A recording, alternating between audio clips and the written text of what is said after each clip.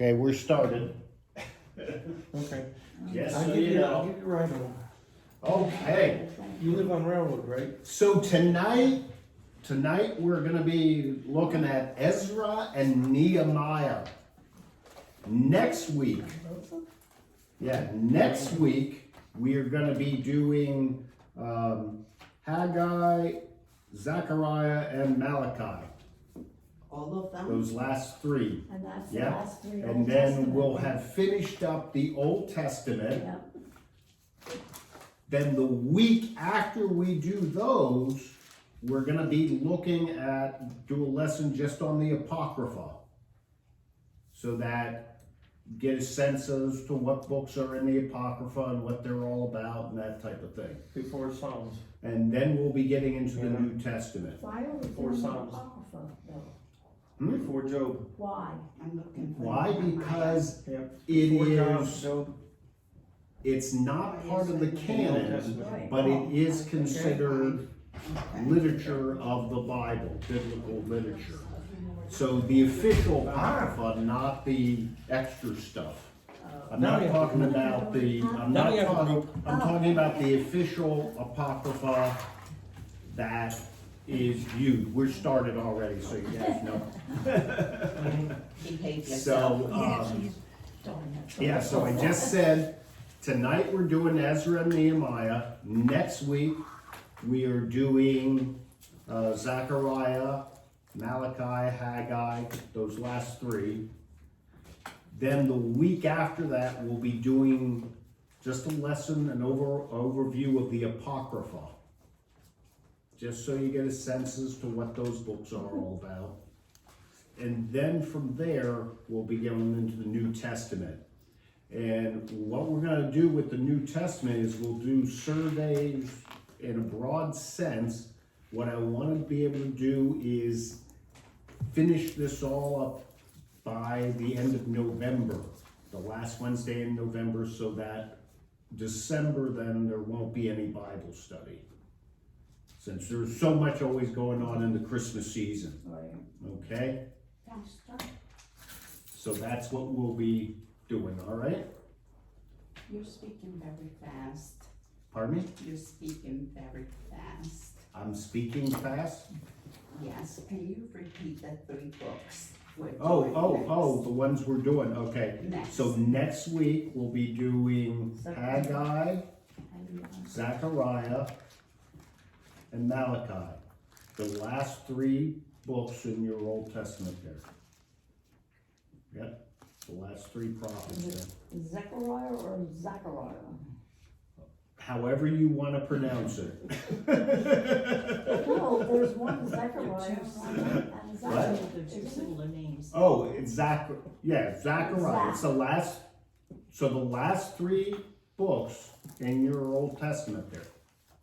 Right. Haggai, All right, let me get it. Zechariah, and Malachi. Okay. All right, so, Steve, could you open us up in a word of prayer, please? Heavenly Father, we thank you for this time that we can study your word. We thank you, Lord, for watching over us in the first part of the week. We pray that you will watch over in the second part. But more than that, that we can learn from your word and that you would watch over us all the time. Bless this word. Give us strength in all we do. Amen. Okay, amen. Thank you. And so, okay, everyone knows who's around here. So online we got Ann Roberts, I believe. Hi. Hi, Ann. Hello. Okay. You know, Ann, because you guys have it as Readers United Methodist Church, and so does Mark Gerger when he comes on. I never know if it's you or Mark that's on. But, and then we got Linda and Chris. No. Then we got Linda and Chris, and then we also got Gail and Avon. And here in person, we got Audrey, we got Anna, we got Jan, we got Joan, and Steve. And Arlene is at the shore, whooping it up. And Joe and Beth are at their son's wedding. So that's, and Bill Brandamore is with the Fraleys. So at the shore. Probably. So that's where everybody's at right now, just so you know. Okay, let's get into Ezra. So, in Ezra and Nehemiah, the reason we kind of do those together is because Ezra and Nehemiah were actually, they were originally one book. And they were viewed as one book. And in the earliest manuscripts for the Hebrew Bible, it shows it as one book, but it's divided into two sections. And it's actually, and we'll get into this a little bit, it goes by the name of Esdras, which is the Hebrew name for Ezra. And in the Apocrypha, there's actually a first and second Esdras that are there that were written supposedly by Ezra. And we'll talk about that later. Now, what happened is, in the Latin Vulgate, so it was in the Christian book, that they end up getting divided into two. And they're given the titles of Esdras 1 and Esdras 2 as two different books. So basically, Ezra 1, Ezra 2. And then those books that were known, that are in the Apocrypha, called Esdras 1 and 2 now, they were originally 3 and 4. Okay? And so there were these 4 books of Ezra. Well, what happens is Esdras 3 and 4 are scrunched away and pushed into the Apocrypha, and they're not canonized. And the reason is because Esdras 3 repeats, literally word for word, portions of Chronicles and portion of Ezra, what we have as the book of Ezra. So they said, this is word for word, there's absolutely nothing new here, so what's the point? And they pushed it off to the side. And then Ezra 4, they pushed that one off to the side because it's this apocryphal book dealing with Rome. And they're saying, wait a second, Rome wasn't around with Ezra. How could this? And so there became a whole doubt on its authenticity and whether or not it was legitimate. But it's still an argument, so that's why it's not part of the canon, but why it's still part of the Apocrypha and considered historical and important in that sense. It's in the first English translations that they have them as Ezra, and then the other one as Nehemiah, named after the main characters in each of them. The author of it's pretty well disputed. There's actually more dispute about the authorship of this than any other historical book in the Old Testament. And there's really no one orthodox view that you could say this is the way to think of it. Obviously, Ezra is held up as being the author of 1st and 2nd Chronicles, and Ezra is held up as being the author, in most Jewish tradition, of being the author of Ezra and of Nehemiah. Later, though, an early Christian church tradition holds that what happened was you had these like memoirs of Ezra and of Nehemiah that they wrote down. And what happened was later the Maccabees, and this would have been during the Greek time, when Greece controlled all that region, they put together those memoirs from Ezra and Nehemiah along with the letters that are the decrees from the kings and made it into one book. So they basically, one thought is they took these pieces and they arranged them chronologically, and then they said, there, that's what it is. And then others say, well, Ezra was the person that kind of wrote it, but when you got to Nehemiah, he was just serving as a scribe for Nehemiah and kind of like taking dictation from Nehemiah. Okay, so there you got all the different thoughts. There is no kind of majority on any one thought as the authorship. So it's any of those, or a mixture of them. The dates, and if you're dating, the range of the dates goes almost 100 years. From 538 BC all the way to 433 BC. And this is the time when Persia conquers Babylon. And then Persia goes on and they extend their empire, and they'll push all the way through Judah and that whole region that's now Israel today. And they'll go all the way down into Egypt. And Persia will also push all the way to Greece. And they'll be right on the shores of Greece there. And they'll go all the way to India. So Persia will conquer what is Afghanistan today and Pakistan and that whole region. And they'll go all the way to India. It's just the large mountains that really stop them from progressing on into India. Anyway, so that's where Ezra starts, is with Cyrus taking over and capturing Babylon, and Cyrus immediately providing this kind of decree of emancipating all these people. That was not unusual for the Persians to do. That way they kind of made allies of people that had been taken captives by those whom they conquered. And so he issues this nice big decree, and there's the first return. That's not under Ezra, that's under a guy named Zerubbabel.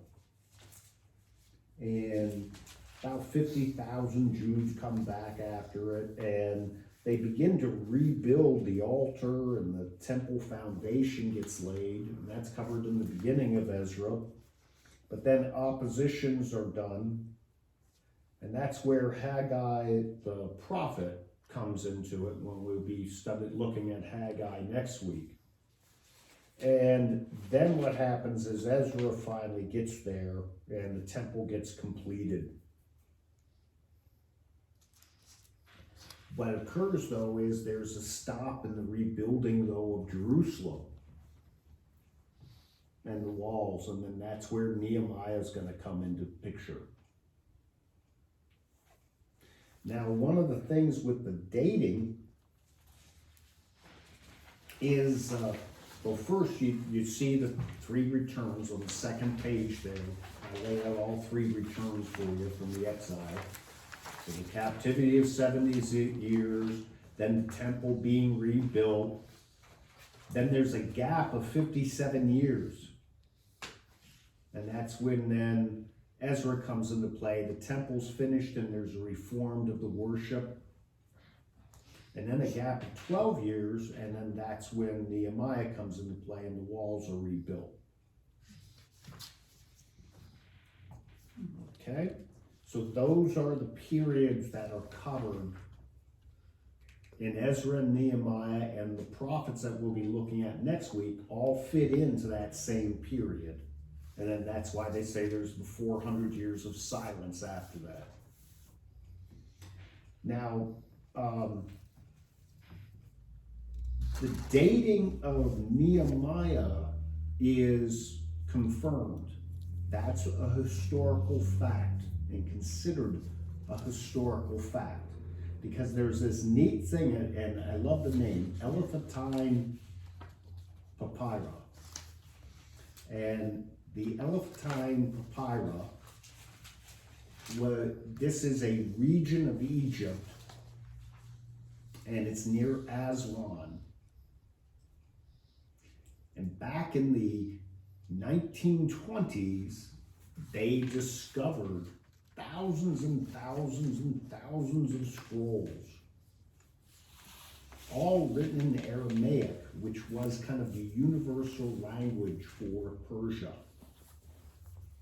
And they date back to Persia, and they're literally the scrolls for the kind of the historical record for the Persian Empire, and has all the decrees of all the different kings, to include the letters that are presented in Nehemiah.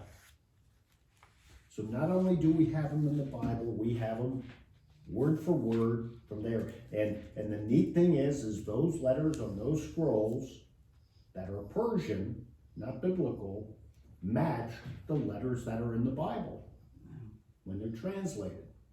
So we have this nice validation that it occurs. And Nehemiah is even mentioned and talked about in there as being appointed by the king as being governor over all the exiled Jews in that area, and given the authority and everything. So Nehemiah is all through that. Now, the big problem people have, Ezra's not there. It talks about the rebuilding of the temple in there, that the king decreed that go do forth and make it happen. It gives the next thing about Nehemiah getting his authority and getting his resources and supplies. All that's documented very well in these Persian sources, but Ezra's not.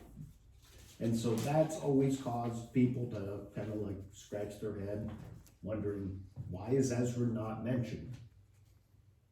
Zerubbabel is, but Ezra's not. And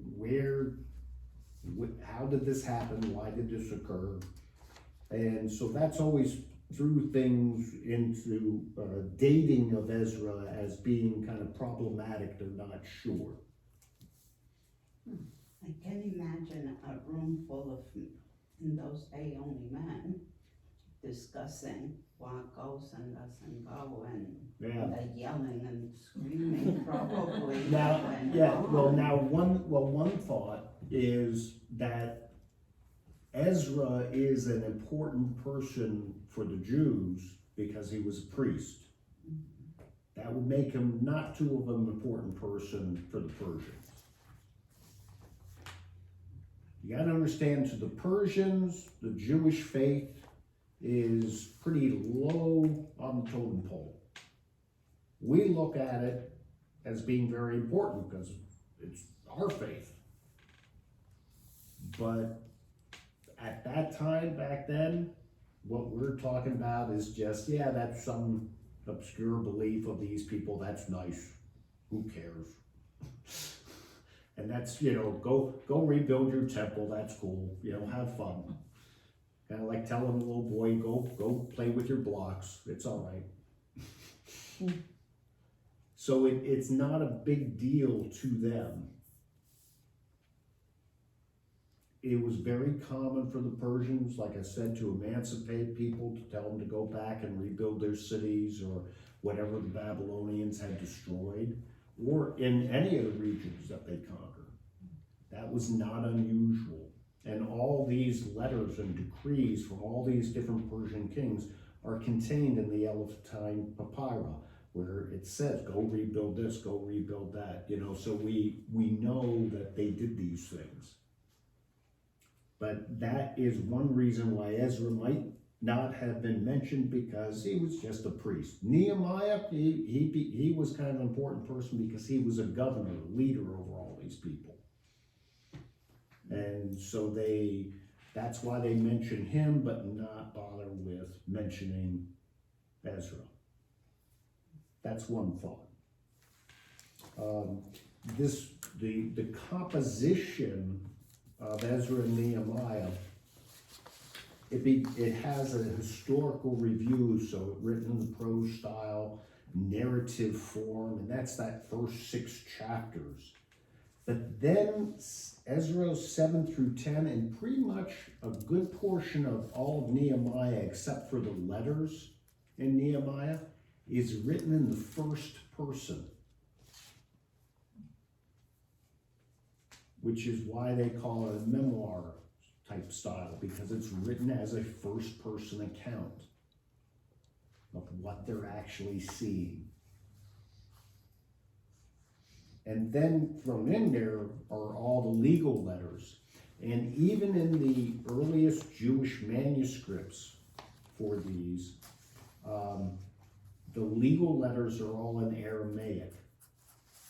So the other text is in Hebrew, but whenever you get to any of the legal letters, the letters from the decrees from the kings, or the report from one of the people trying to make problems back to the king, and then the king's reply, they're all in Aramaic, just like the original. Okay? So that's pretty much kind of like the historical background, a little background about it. Any questions or thoughts about that?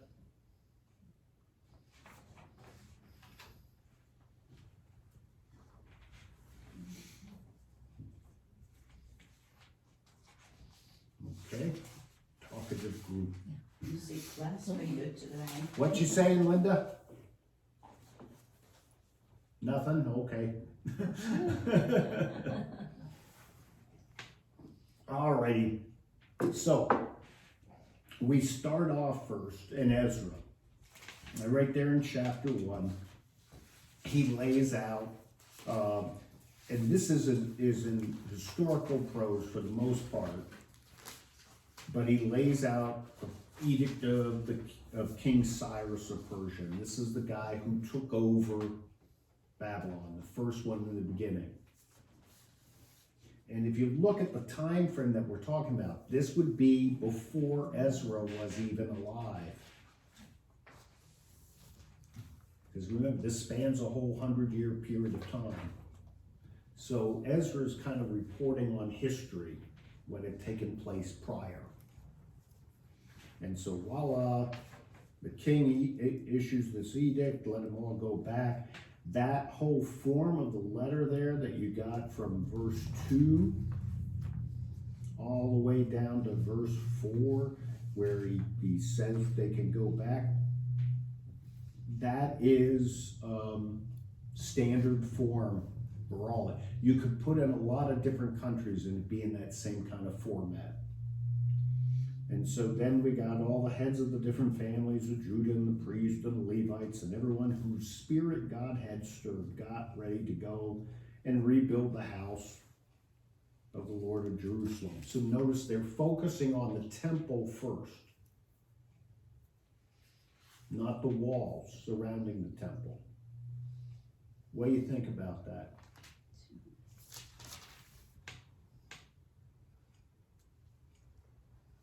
They were awfully trusting of their hostile neighbors. Yes. Yeah, but all the people around that might not be too keen about it. Now, what's the one thing though kind of giving them protection? And I mean in a secular sense, not spiritual sense here. The king's soldiers, and he sent protection. The king, yeah. Hey, we got this from the Persian king. They're the big people around here. Yeah, they might, the soldiers aren't standing there protecting them, but if anyone raises trouble, we can send a messenger back and the king will go get them. So because we got the king's edict, that will be good enough to protect us and things. But it does point to being kind of trusting on doing it. And so they end up going to them, to that, and they even the king gives some money to help in the building of it and everything like that. and returns all the different treasures from the temple that had been taken and was in the storehouse, and he lets them take it all back. Now remember, Jerusalem is in utter ruins. Not one stone was left on top of itself. So they are really rebuilding from scratch.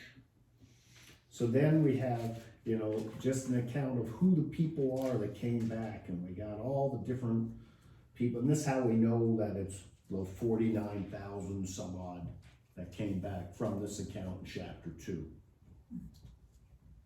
And it lays it all out. Who came back, even how many horses and camels and donkeys and everything like that, and how much they had with them and stuff like that, and the different priests of the Lord and the singers and stuff. And so when the 7th month came in chapter 3 there, and the Israelites were in their towns, the people gathered together in Jerusalem. So 7 months, 7-month trek from when they were all the way to Jerusalem, getting there. Pretty long period of time. Now in early Jewish history, the way Ezra was looked at, it was looked at as like a second Exodus. And go into the promised land.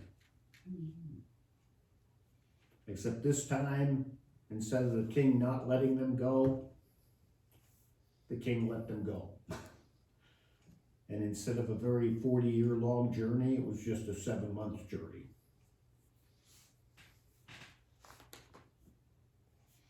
And then they got there to Jerusalem. Understand, Jerusalem is just ruins. It's a pile of rocks. There's no structure, there's no buildings, there's no nothing. It's just a big old pile of rocks.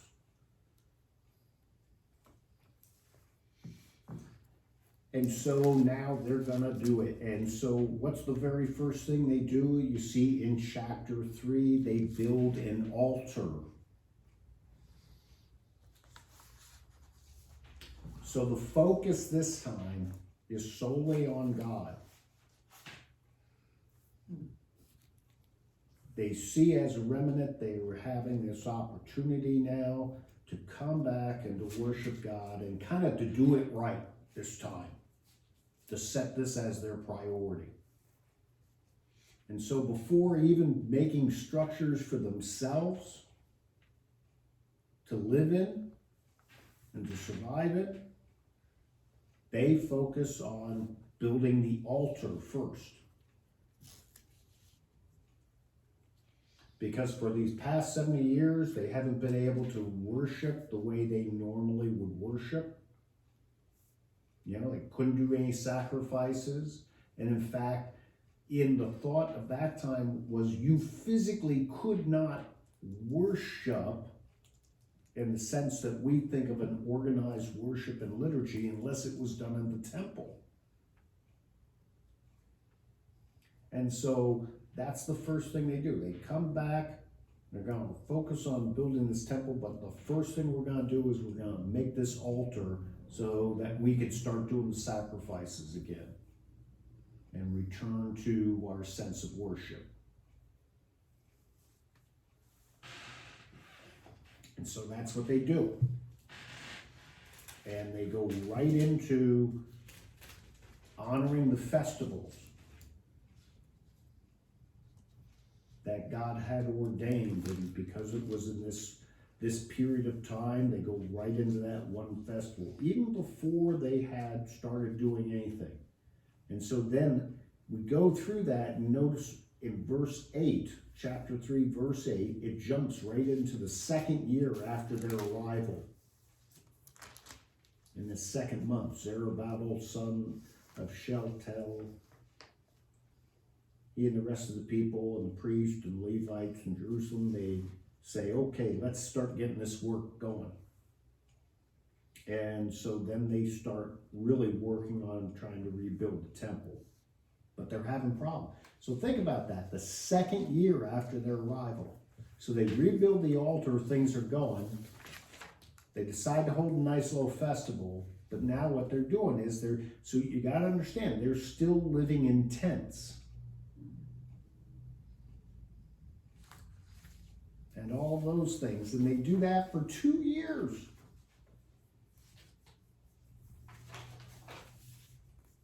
Kind of inertia, you know? Okay, wow, we're here, let's just get in tents and we'll start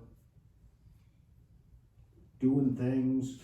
And then they probably were working some on their homes and things like that, making their own homes.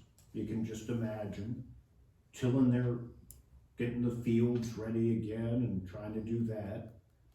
And then, so it was pretty quick, they lost sight of what they were gonna do.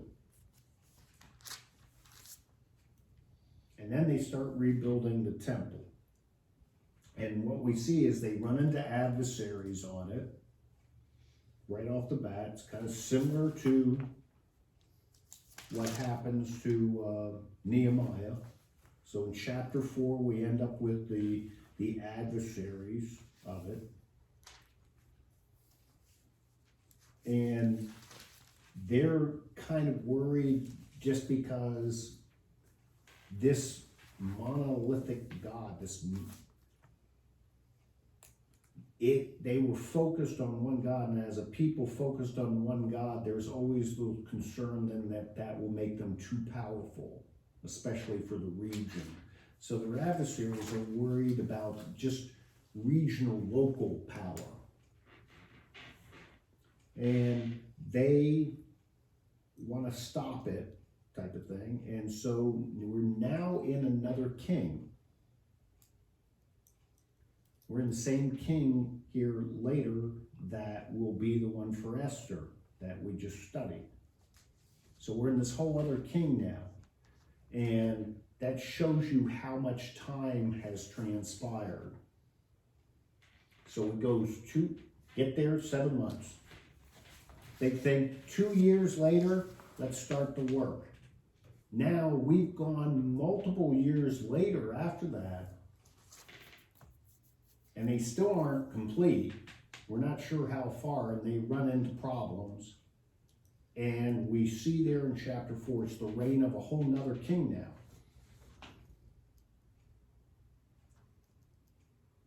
Do you kind of get the time frame that I'm talking about here? And that's kind of important because you go through decades here in these quick chapters. Okay, and so they're told, okay, you can go do it. And even in chapter 5 then, so the king sends back the answer, yeah.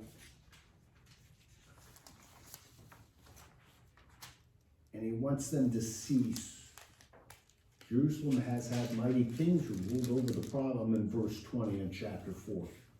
Jerusalem has had mighty kings who ruled over the whole province beyond the river, to whom tribute, custom, and tolls were paid. Therefore, issue an order that these people be made to cease, and that the walls not be rebuilt, until I make a decree. Moreover, take care not to be slack in this matter. Why should damage grow to hurt the king? Then when the copy of King Artaxerxes' letter was read, they hurries over to the Jews in Jerusalem and by force and power made them cease. And so they end up ceasing. And then in chapter 5, we even reference the prophets of Haggai and Zechariah. And their prophecies deal with this time period and the time period of Nehemiah. And a little bit beyond that. And so this goes, and then we end up going and we get another king, Darius. And then he issues a letter telling them they can rebuild. And this is when Haggai comes into the picture. Not Haggai, I'm sorry. This is when Ezra comes into the picture. And so he goes back to Cyrus's decree, says, yes, it's okay. and even gives them more resources to do it. Ezra comes in, it gets rebuilt, and then what happens is you go all the way through, and then in chapter 8,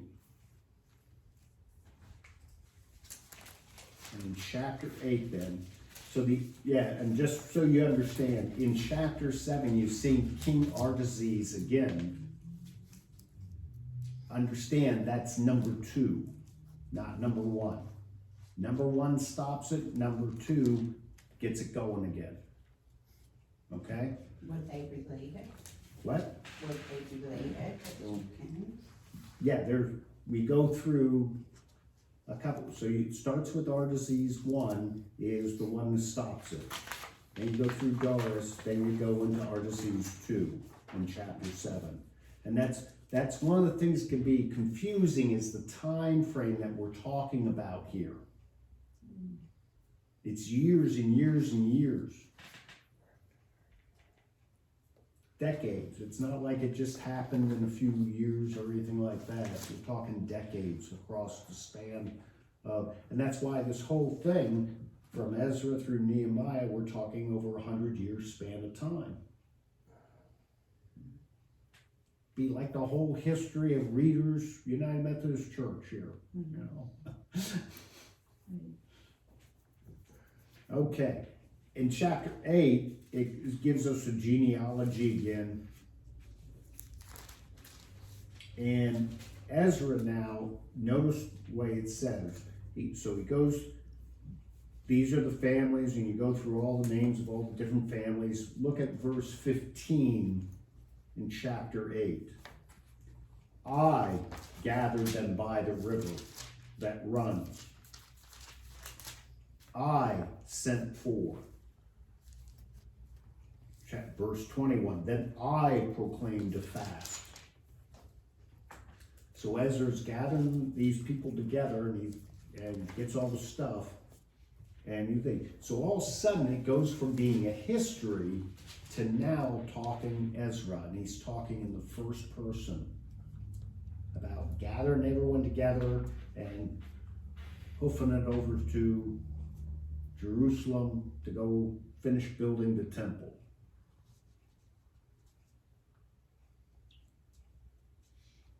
And he gets there, they offer some more sacrifices and everything like that. And then one of the things he notices, though, once he gets there, is what have they done during all these times? No one knows what happened to all these faithful Jewish people that were focused on rebuilding the altar first because they were focused on God. Intermarriage. Intermarriage. And why was intermarriage such a big deal for these Jewish people? It wasn't allowed Pagan in the gods. early days, right? Yeah, what was the problem? What were they worried about? Pagan gods. It would, Hmm? yeah, That they would worship the gods of other religions. Right, and it would ruin the race. right. So they're looking back in their history. They had been warned before about taking these foreign women and adopting their gods and their customs and their ways. And then what happened is it hurt them. Prophets prophesied against it, and Babylon came, captured them, and took them into captivity, and they're the remnant. So now they're coming back, and they want to keep it pure so that they can rebuild who they are as God's people. And what they're doing is a Jew back then could marry someone from outside, but what was the condition? And this is one of the things we think they just have something against, foreign people. But no, what was the condition of marrying someone outside? Because God holds up, people that were Canaanite women and things like that. They're in the genealogy of Christ. they had to become Jews. Right, Jews, correct. Ruth was Moabite, but your people are my people, your God, my God. She converted basically. She embraced them, yeah. Right. So it was okay to marry outside as long as that outside person became Jewish and adopted all the customs of Jews and did all the things that they were supposed to. What he's talking about here when Ezra gets all upset, and later Nehemiah's gonna get all upset about marrying of foreign women, is that that's not going on. What's happening is they are marrying these foreign women and they are adopting the women's customs and cultures and lifestyle. And so they're turning away from God right off the bat. And that's why Ezra goes into this great big weeping spell. And he weeps about it, and he goes in, and in chapter 10 he says, while Ezra prayed and made confession, weeping and throwing himself down before the house of God, a great assembly of men and women and children gathered to him out of Israel. The people also wept bitterly.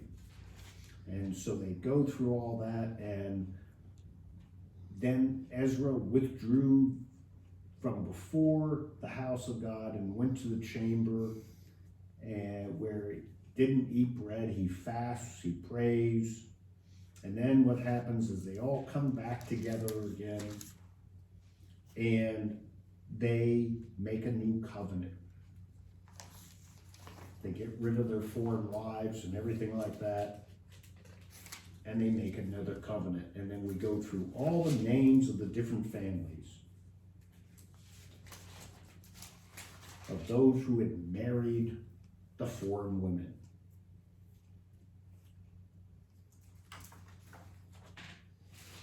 And they have a nice big list of it. So isn't that a great note for Ezra to end on? But now, these Jewish men have children with pagan wives. Don't those children, aren't they Jews too? But the thing, no. So in Jewish tradition, in Hebrew tradition, your Jewishness comes from your mother. Your mother. Your inheritance and property, that stuff comes from the dad side. But the actual Jewishness, your morality, who you are, that actually comes from the mother. Is that what they say, you are what your mother is? Yeah, that's why Paul, his mother's Jew, but his dad's a Roman.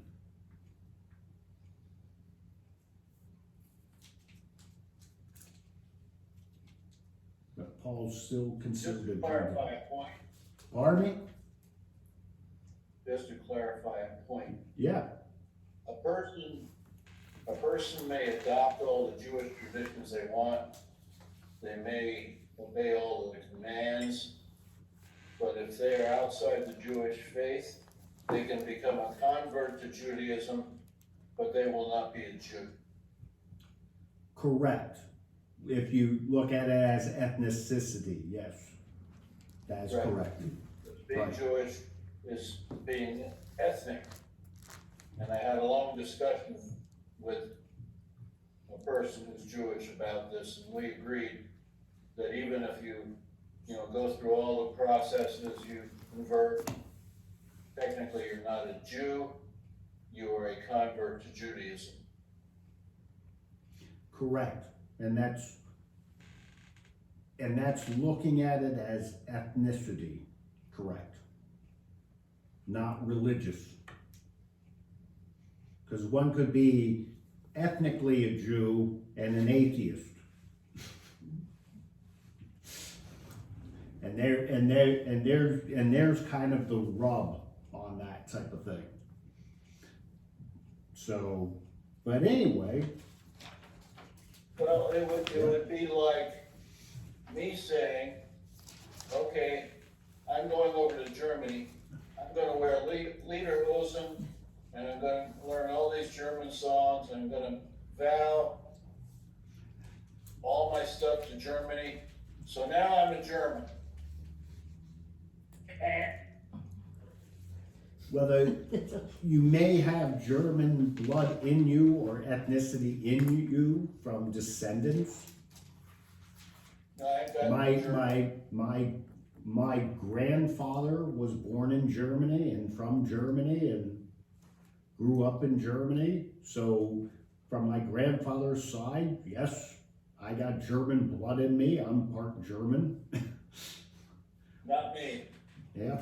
So, My parents- but my I parents still came wouldn't from wear Detroit. lederhosen. But yeah, now the problem with the Jewish dysphoria is so great that it's very difficult for any Jew, modern Jew, to be able to say, yes, I go back all the way to the original 12 tribes. Genealogically, it's just difficult to do that.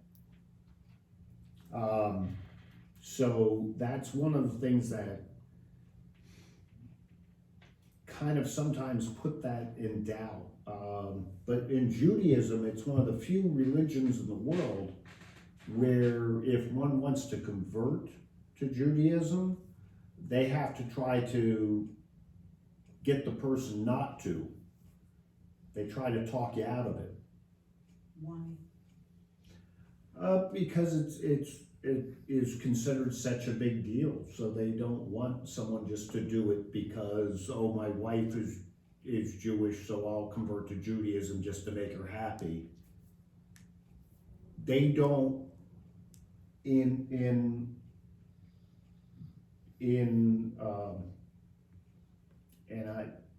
most more so Orthodox Judaism, they don't want a person, like we have people join church and never show up again. They don't want that. If you're gonna do it, you gotta be serious. So we'll try talking you out of it, you know. And if you persist over a period of time of being talked out of it, then okay, guess you're serious enough. What about circumcision? What about circumcision? Well, The Jew- Jewish- yes, you need to be circumcised. As a Jew, you need that rite or that procedure. Correct. That's gonna tell you whether you're a Jew too or not. No, not But we're not gonna look. I know that, but Not my necessarily, understanding- my because understanding is- circumcision became a regular thing in America for a very long time. Right, but in Jewish law, that's what the male was required to go through. Yeah. You know, and then you get to a ridiculous thing, how far back do you go to say, yes, I'm Jewish? You know, I mean, you can have the absurdity that the Nazis went through to say, oh, if you just have 1/100th of Jewish blood in you, then you're Jew. And you need to go to the kind, you know, whatever. Yeah, but anyway, well, we got off on a rabbit trail there. So, now we go to Nehemiah, and you see, Ezra doesn't end in kind of a, Ezra just kind of ends by saying, here's a list of all the bad people that intermarried. That's terrible. Yeah, well, that's terrible. It doesn't even- That's well, this is why people say Ezra and Nehemiah were one book, because that doesn't seem like an ending for anything. And so Nehemiah picks up then, and it's almost right there dovetailing very nicely. And then we get here, you know, we notice right off the bat, he is talking in the first person. I asked, I heard, I want all these things. So it's in this style right off the bat. And he hears about the walls still being broken down and the problems all occurring through there. And he is in this very important position, being the cupbearer to the king. So he gets permission to go back and rebuild the walls. Now, everybody, I don't know a church that hasn't used Nehemiah as a study in leadership and in planning and everything, because yes, Nehemiah is very good on that. He goes to prayer about it, he prays about it, he's distraught about the circumstances that the returnees are in, and then he has a plan. So when the king asks him about it, he has a plan already laid out, and he kind of sells the king on his vision for what's going to be done. And then he returns, and you have all the different details of that journey. He even thinks, oh yeah, I'm gonna need security, I'm gonna need these letters from the king, I'm gonna need these resources to do that, because he's focused on this task at hand of rebuilding the walls and getting things together. And so then once he gets there, we go into his whole explanation of how he looks at the walls and goes on this nice night journey, and it goes from gate to gate to gate. So basically now what's happened though, because of the condition that things are in, there's been some reconstruction that has occurred over all these decades that they've been back, but it's not really good. And that's why there is definable places where the gates were, that he then can say, okay, I'm going from here to here to here to see exactly what work needs to be done and how it needs to be done. And so he builds from that as plan. He ends up having this whole, threats against his workers. He goes through all the different situations of people against. And notice those who were opposing the work, how do they initially come to him?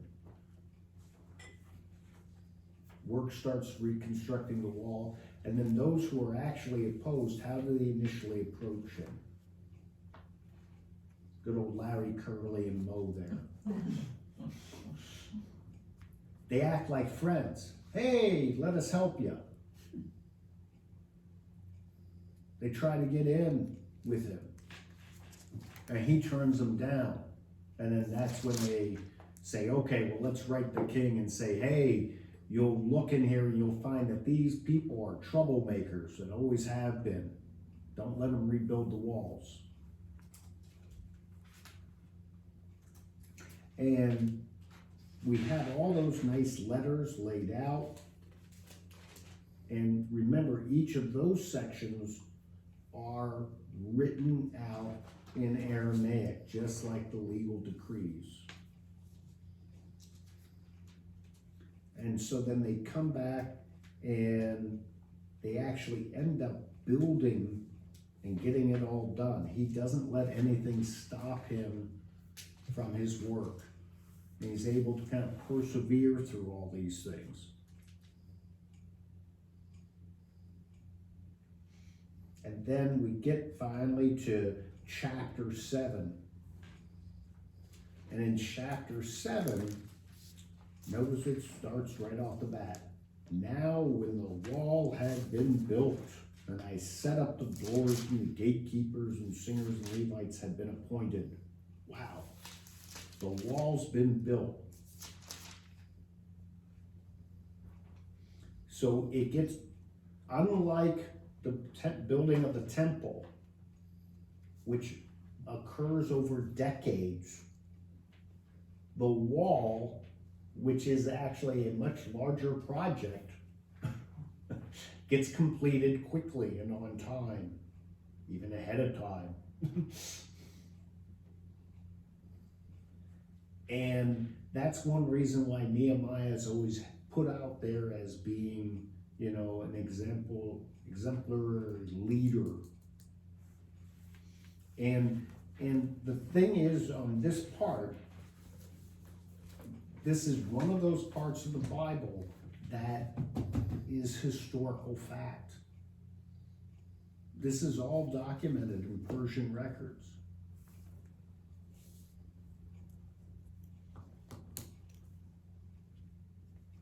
So there's no doubt about all these characters that are mentioned in Nehemiah, except for Ezra, are pretty well in the three that opposed him, their letter to the king's reply back, all that's in there. In that elephantine papyrus.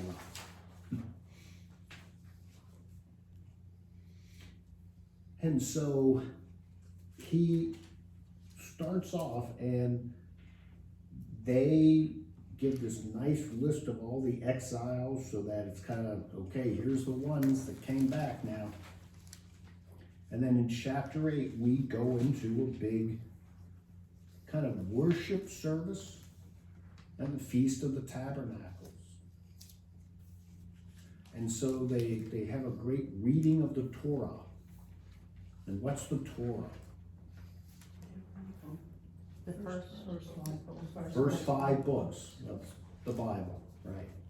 Of our Bible, the first 5.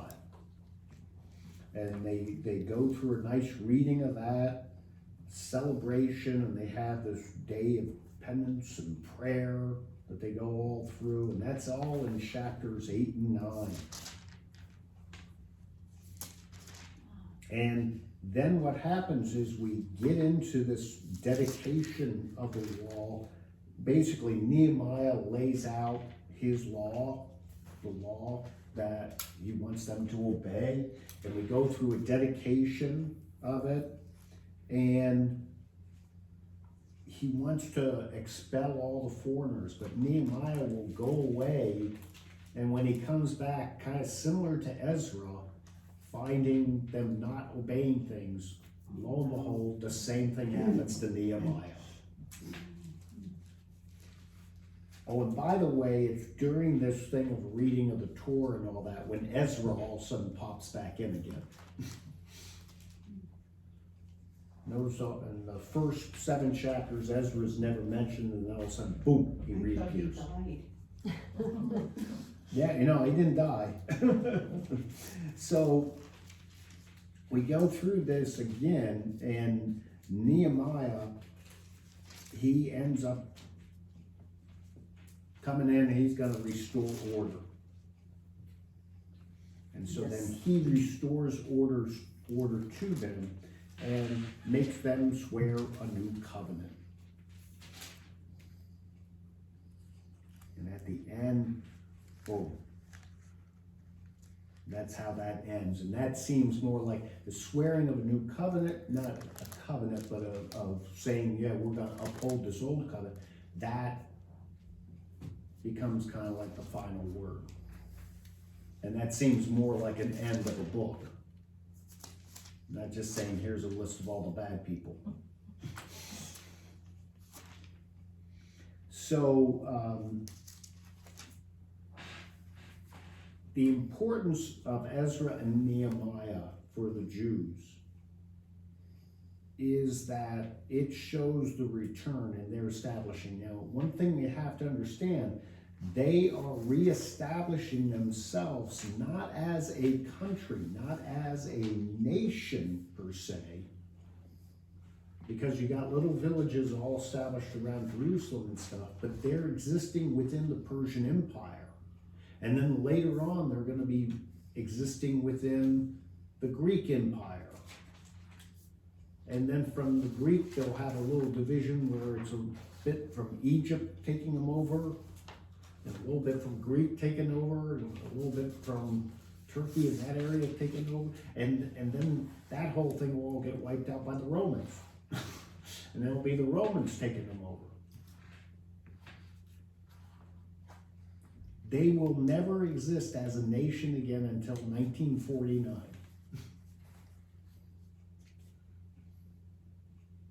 So they're there in Jerusalem and everything like that.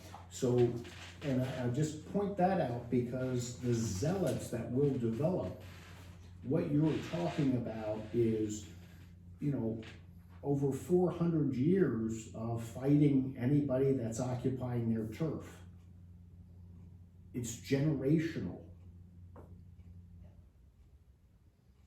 The closest we got to that nowadays would be Afghanistan,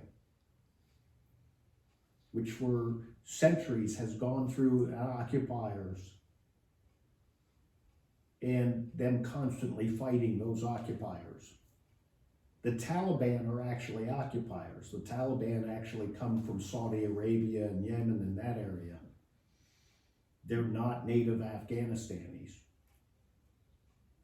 And I don't know if you follow it, but the Taliban are having problems also now with some of the native Afghanistanis, and they have terrorist operations going against them, and they got fights all going on. There's civil wars still going on. So you got to think of that for the Jews that have returned, this is the beginning period of generational war that's going to be going on against occupiers. Because by the time we're leading off here, this is, we're just a few decades before Alexander the Great will conquer Persia. Okay? And this is the thing that, because they were falling away and stuff, this is the thing that's going to lead to the development of the Pharisees and the Sadducees. The idea of, we're going to stringently keep God's law. And here's how we're going to do it. Okay? All right. After time, 5 minutes after. Any questions, comments, thoughts?